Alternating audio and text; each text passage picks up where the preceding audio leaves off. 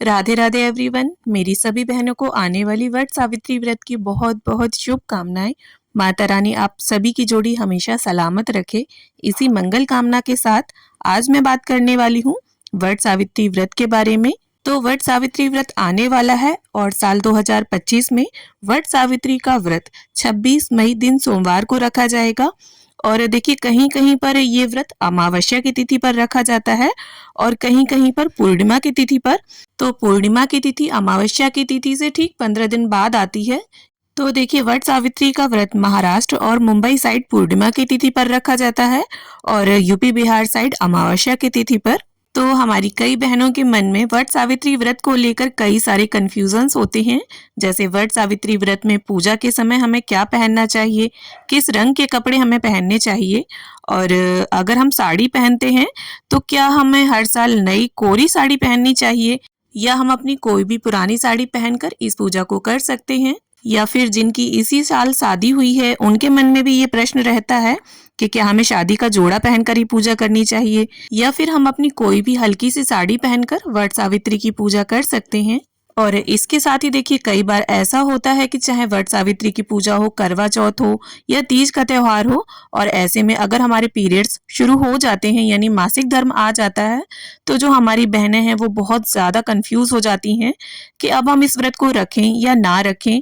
तो वट सावित्री व्रत से जुड़ी इस तरह की सभी बातों की जानकारी मैं आपको इस वीडियो में देने वाली हूँ। तो देखिए ये जो कुछ व्रत हैं जो सुहाग से जुड़े होते हैं, जिनको अगर आपके पीरियड्स ही क्यों ना आ जाएं, आप इनको बिल्कुल ना छोड़ें, व्रत आपको रखना चाहिए। हाँ, कुछ तरीके, कुछ नियम जो हैं व्रत पूजा के वो बदल जाते हैं। जैसे अगर आपके पीरियड्स हैं इस दौरान तो आपको करना क्या है, व्रत वाले दिन सुबह सवेरे नहा धोकर बाल वगैरह शैम्पू करके धो लीजिए, अच्छे से नहा धोकर साफ सुथरे कपड़े पहन लीजिए और पूजा के किसी भी सामान को आपको नहीं छूना है। वहीं पर देखिए आपको अपने बदले में अपने घर की किसी भी सुहागन महिला से ये पूजा करा लेनी चाहिए। उनसे ऐसा बोल दीजिए कि वो आपके बदले में इस पूजा को कर दें। और अगर आपके घर परिवार में ऐसा करने वाली कोई महिला नहीं है तब आप अपने पास पड़ोस की महिला से या अपनी सहेली से बोलकर इस पूजा को करवा लीजिए। और जब पूजा हो रही हो तब आप दूर बैठ जाइए। और वट सावित्री के व्रत में देखिए कथा सुनने का बहुत ज्यादा महत्व है, तो आप दूर बैठकर कथा को जरूर सुन लें, क्योंकि कथा सुने बिना वट सावित्री का व्रत जो है वो पूर्ण नहीं माना जाता। कथा सुनने के बाद ही यह व्रत संपूर्ण होता है। तो चलिए अब बात कर लेते हैं कि परिवार में यदि सूतक या पातक है तो वट सावित्री का व्रत रखें या ना रखें। तो सबसे पहले तो आप ये जान लीजिए कि सूतक और पातक कहते किसे हैं। तो सूतक जो होता है वो सूर्य ग्रहण, चंद्र ग्रहण और इसके अलावा अगर घर परिवार में नए सदस्य का आगमन होता है, किसी भी नए शिशु का जन्म होने के बाद कुछ दिनों के लिए सूतक काल होता है यानी अशुद्धि होती है। और देखिए पातक जो है वो जब घर परिवार के किसी भी व्यक्ति की मृत्यु होने पर पातक काल लग जाता है, यानी पूरे 13 दिनों तक घर में पातक काल रहता है, अशुद्धि रहती है घर में। और इन 13 दिनों की अवधि में धर्म कर्म, पूजा पाठ, किसी भी विवाह समारोह में सम्मिलित होना, ये सभी कार्य जो है वो वर्जित माने गए हैं। तो इन दोनों में से किसी भी तरह की स्थिति आपके यहाँ हो तो आप ना तो 16 श्रृंगार करेंगी और ना ही पूजा पाठ करेंगी, आप व्रत रखेंगी।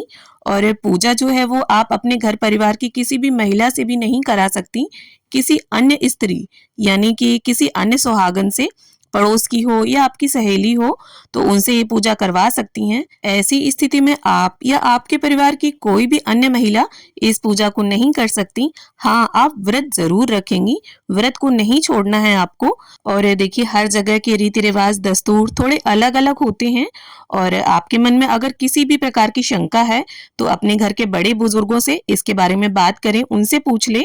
और अगर आपकी शंका का समाधान करने वाला कोई नहीं है तब देखिए जैसा मैंने बताया वैसा ही आप करिए, क्योंकि यूजुअली जो है वो ऐसे ही होता है। तो चलिए अब मैं बात करूंगी कि वट सावित्री की पूजा में हमें क्या पहनना चाहिए। तो इसके लिए तो मैं आपसे कहूंगी कि आप जिस स्टेट से बिलोंग करते हो, जहाँ से रिलेट करते हो, जो भी परिधान आपके बड़े बुजुर्ग पूजा करते समय पहनते आ रहे हो, जैसे देखिए राजस्थान और गुजरात में लहंगा चोली या लहंगा ओढ़नी का चलन होता है, इस तरह के कपड़े ट्रेडिशनली पूजा में पहने जाते हैं। और अगर आपके यहाँ साड़ी पहनकर पूजा करने का दस्तूर है तो आप साड़ी पहनकर पूजा करें।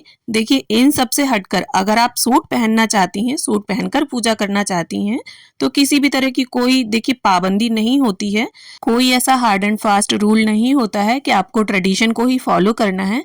बस हम अपनी कुल परंपरा और रीति रिवाज के हिसाब से ट्रेडिशनली जब सभी के साथ में एक जैसे कपड़े पहनकर पूजा करते हैं तो मन में एक खुशी होती है, संतोष होता है। आपको बस एक बात का ध्यान रखना है कि आप सूट, साड़ी, लहंगा ये पहन सकती हैं। इसके अलावा वेस्टर्न ड्रेसेस आपको नहीं पहननी है। विदेशी परिधानों को आपको अवॉइड करना है। अब देखिए, बहुत से मंदिरों में भी ऐसा नियम बना दिया गया है कि वेस्टर्न ड्रेसेस, जीन्स वगैरह पहनकर जो है वो लेडीज मंदिर में ना आए।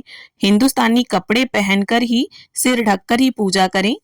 तो जब भी आप वट सावित्री की पूजा करें, साड़ी के पल्लू से, लहंगे की ओढ़नी से या सूट के दुपट्टे से या फिर अपनी चढ़ाई की चुनरी या पीलिया से सिर को जरूर ढक लें। तो ये तो हो गया कि वट सावित्री की पूजा में हमें क्या पहनना चाहिए। अब जान लेते हैं कि पूजा में हमें किस रंग के कपड़े पहनने चाहिए। तो देखिए, जो भी पूजा हम अखंड सौभाग्यवती होने के लिए करते हैं, चाहे वो करवा चौथ हो या वट सावित्री का व्रत हो या तीज का त्योहार हो, उन पूजा पाठ में देखिए लाल, पीला, हरा, मरून, ऑरेंज, गुलाबी इन रंगों के आप कपड़े पहने, क्योंकि जो देखिए हमारी हिंदू संस्कृति है उसमें लाल और पीला रंग बहुत ही शुभ माने जाते हैं। और कुछ रंग जैसे काला, स्लेटी, सफेद, क्रीम, बैगनी इन कलर्स को आप अवॉइड करें। इन रंगों के कपड़े आप सुहाग वाली पूजा पाठ में ना पहने। तो अब बात कर लेते हैं जिनकी इसी साल शादी हुई है उन्हें क्या कपड़े पहनने चाहिए, क्योंकि उनके मन में भी ये सवाल रहता है कि क्या शादी का जोड़ा ही हमें पहनना चाहिए। तो देखिए, अगर आपके फेरे, वरमाला लहंगे में हुए हैं, आपके चढ़ाई में लहंगा चढ़ा है, तो आप लहंगा पहनकर वट सावित्री की पूजा करें।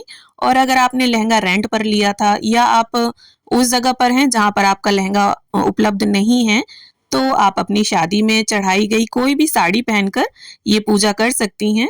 और कोशिश करें देखिए चढ़ाई का ही लहंगा, सूट या साड़ी जो भी है उसे पहनकर ही पूजा करें। और जो रंग मैंने बताए हैं उन चटक रंगों के ही वस्त्र आप पहने।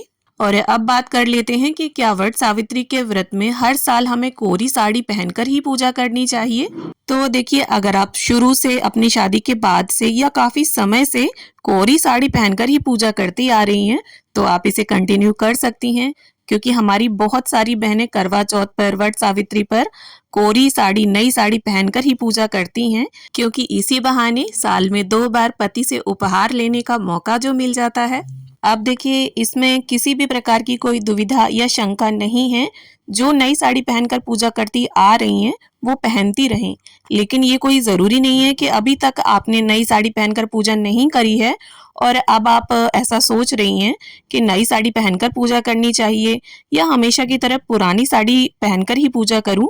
तो देखिए, नई का अगर मन है आपका तो नई भी ले सकती हैं या पुरानी साड़ी पहनकर भी आप वट सावित्री व्रत की पूजा कर सकती हैं। बस आपको कुछ एक बातों का ध्यान रखना है कि जो भी साड़ी आप वट सावित्री व्रत की पूजा में पहनने वाली हैं उसे आपने पीरियड्स में ना पहना हो और उसे पहनकर देखिए खाना ना खाया हो आपने। कुल मिलाकर जो भी साड़ी आप पहनने जा रही हैं वो अशुद्धता में आपने ना पहनी हो, पूरी तरह से साफ सुथरी, स्वच्छ, धुली हुई साड़ी हो। और इसके साथ ही एक बात का और ध्यान रखें, जो भी पूजा में आप कपड़े पहने उन्हें आप पहले ही देखकर रख लें। कहीं से भी वो कपड़े कटे, फटे या जले नहीं होने चाहिए, क्योंकि वट सावित्री का व्रत हम अखंड सौभाग्यवती होने के लिए करते हैं और कटे, फटे या जले हुए कपड़े पहनना सुहाग की पूजा में अशुभ माना जाता है। तो उम्मीद करती हूँ इस वीडियो को देखकर आपके प्रश्नों का उत्तर आपको मिल गया होगा। अगर फिर भी आपके मन में किसी भी तरह का कोई सवाल है वट सावित्री की पूजा को लेकर, तो आप मुझे कमेंट करें, मैं रिप्लाई करने की पूरी कोशिश करूंगी। और अगर वीडियो पसंद आता है, जानकारी अच्छी लगती है, तो वीडियो को लाइक, शेयर और चैनल को सब्सक्राइब करना ना भूलें। Thanks for watching.